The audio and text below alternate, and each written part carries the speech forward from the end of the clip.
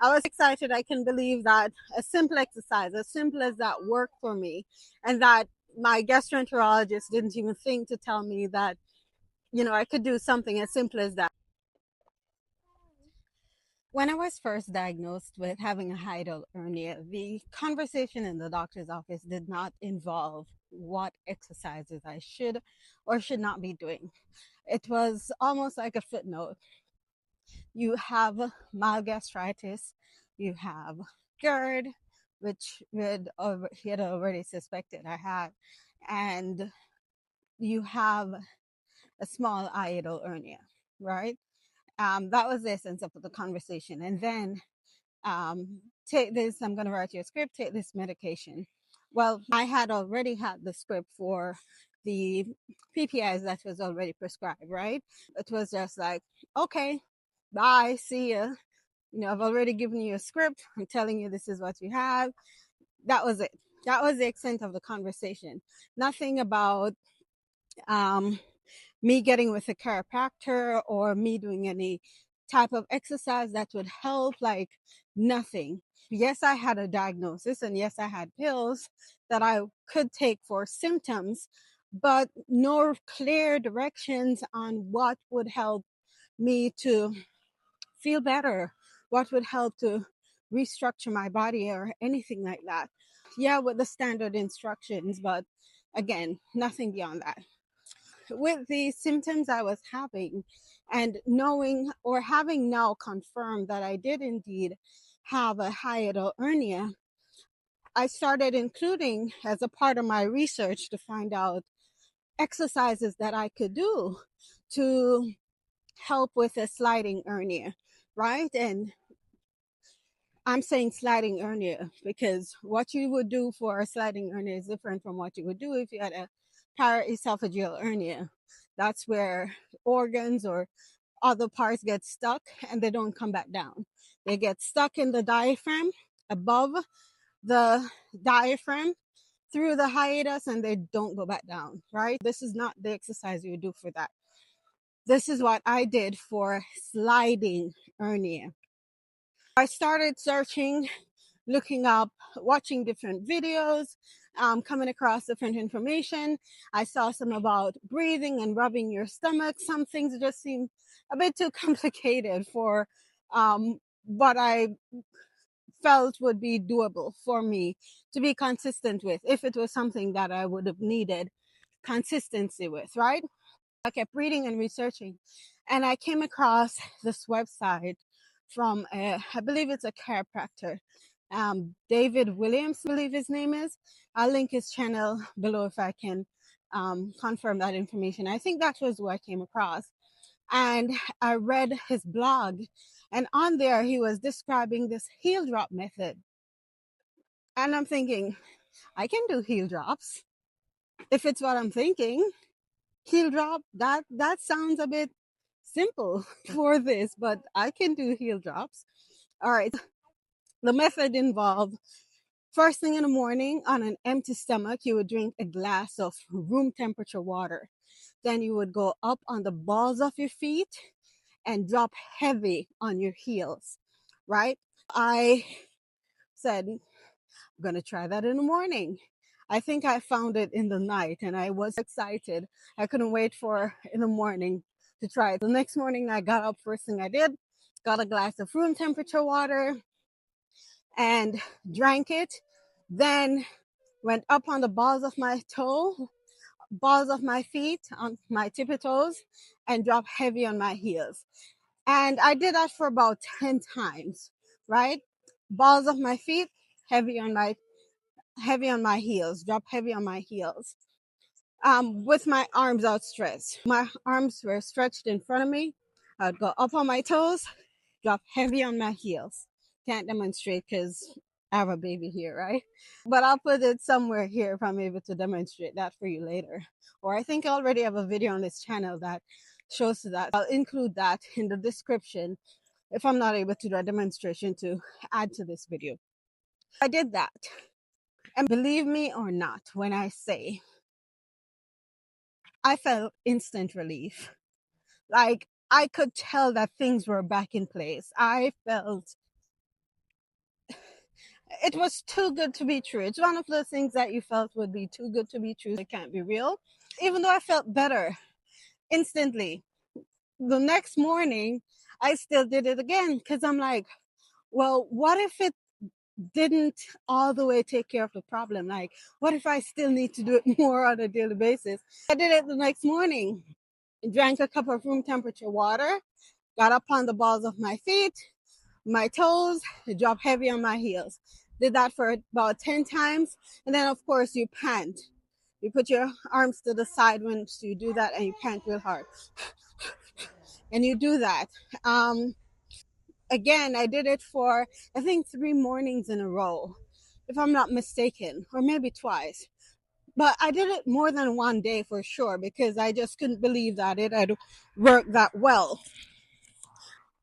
That was it. And since I did it that once, that was like 5-6 years ago, I have not had that issue with hiatal hernia. But to be fair, that was the exercise I did to pull it back into place.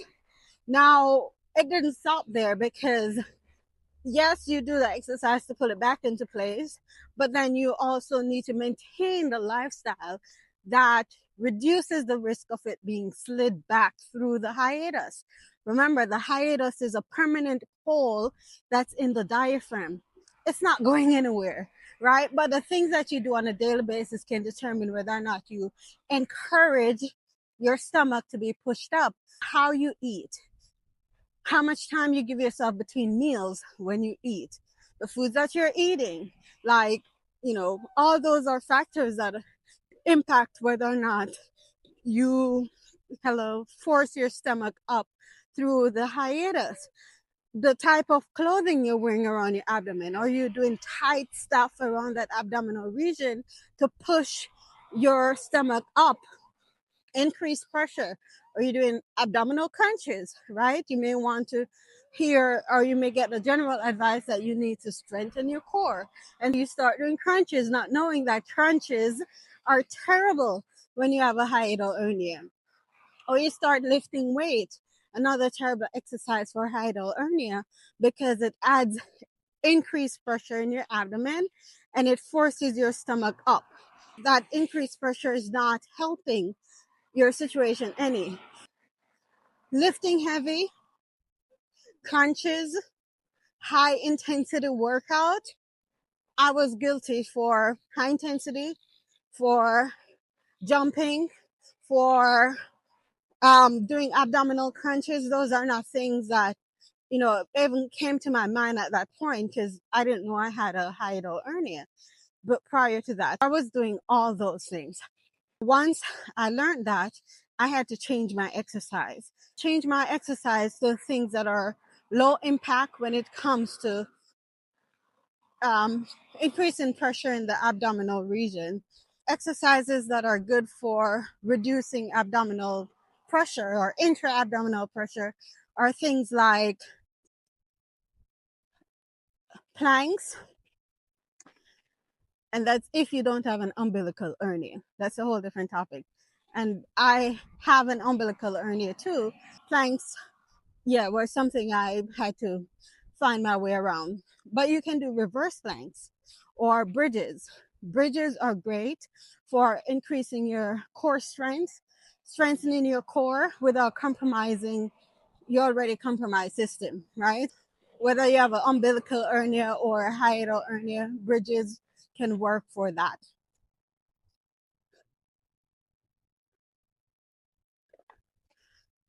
Also, walking, like I'm doing now, walking is great for building core strength and also for if you have a hiatal hernia, walking is great for that.